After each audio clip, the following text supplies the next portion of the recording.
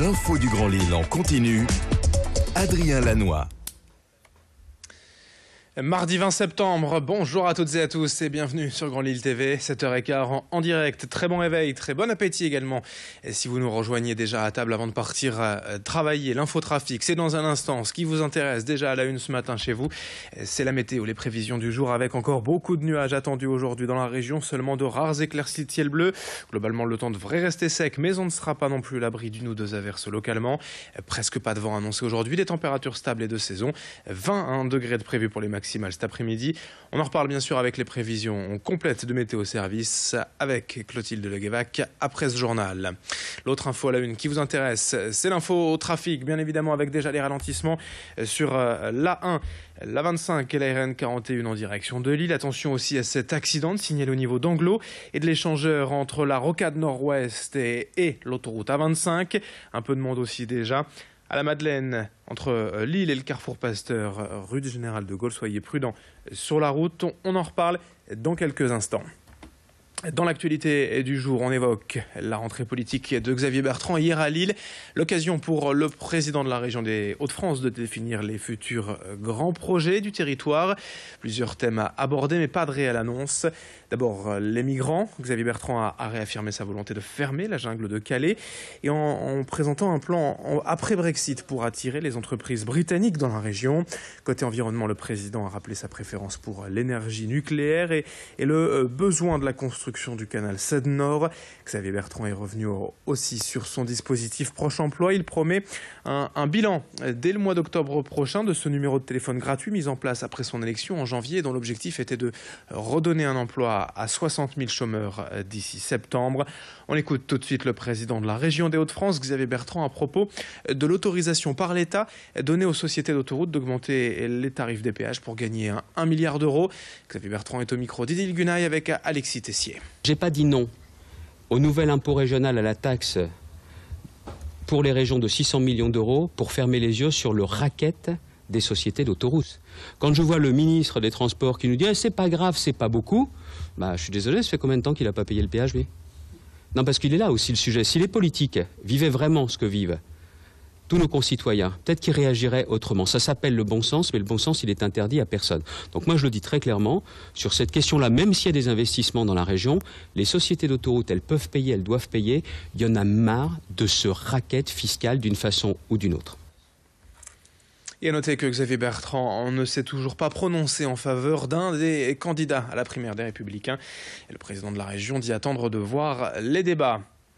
Autre information de l'actualité régionale. Ce matin, l'ouverture annoncée pour le week-end prochain de la Citadelle, ce lieu de vie de rassemblement du groupe d'extrême droite Génération Identitaire. Présenté comme un bar ou un estaminet, il s'agira plutôt d'un club privé dont les seuls membres de l'association pourront entrer. Mais l'ouverture de ce local situé à quelques mètres seulement de la Grand Place, rue des Arts, suscite déjà bien sûr de nombreuses réactions et inquiétudes face aux propos souvent fermes et racistes des membres de Génération Identitaire. Une pétition en ligne a même déjà recueilli plus de 40 000 signatures et quelques élus de gauche sont montés au créneau aussi pour dénoncer ce projet, notamment l'élu écologiste de Moulins, Joe Dabit, que nous avons rencontré. Sur le net au début où j'ai reçu multiples insultes et où mon nom figure partout mais sur des propos insultants. Donc du coup moi j'ai bloqué tous mes comptes et tout, enfin j'ai sécurisé mes comptes et tout pour plus avoir affaire parce que sinon j'en aurais pour des jours de lecture avec tout ce qui est dit à mon encontre.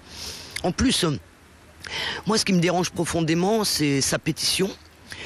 C'est à peine s'il n'est pas en train de dire que c'est moi qui fais un appel à la haine et c'est moi qui mobilise la gauche pour qu'on aille tout casser là-bas. Ce qui est totalement faux. 7h19 en direct sur Grand Lille TV. Dans le reste de cette édition, on s'intéresse à la prolifération des cafards ces derniers mois, rue du Général Mangin à Armentières.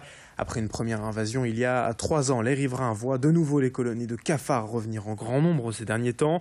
2 maisons insalubres et infestées avaient été à l'époque le nid de la prolifération vers les maisons voisines.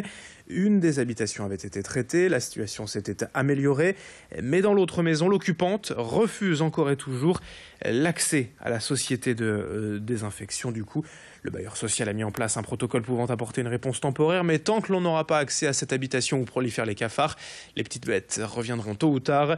Une solution de relogement doit être apportée à la locataire concernée d'ici le 31 octobre. Explication avec ses riverains au micro de Clotilde Leguévac. Logifim nous a appelé dès le début, on est intervenu de suite, on a mis un protocole en place donc de 2 passages à 15 jours d'intervalle.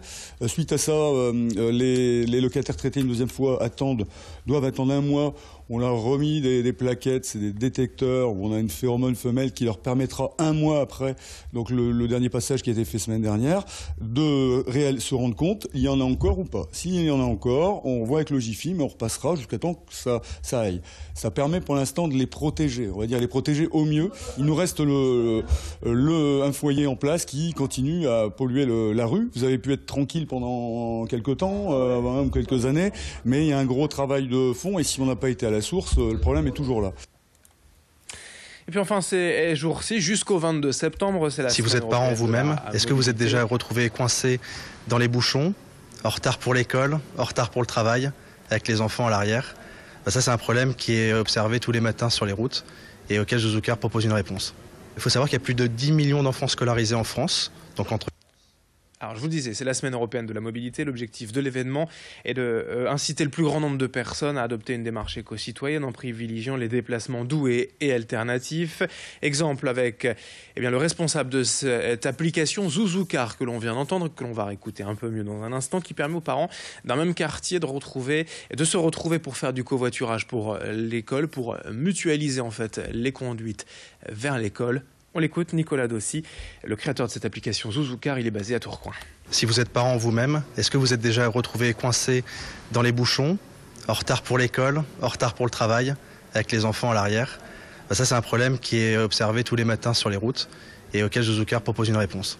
Il faut savoir qu'il y a plus de 10 millions d'enfants scolarisés en France, donc entre 4 et 17 ans, qui vont à l'école et à des activités extrascolaires. Ça représente près de 14 conduites par semaine pour les parents et en réalité 80 heures de conduite à l'année. Alors les avantages de Zouzoucar, c'est très simple, c'est moins de transport, moins de stress et en toute sécurité. 7h22 en direct sur Grand Lille TV. Merci de votre fidélité. On enchaîne dans un instant avec les prévisions météo. Clotilde Leguévac vous parle du temps dans moins de 30 secondes. À tout de suite.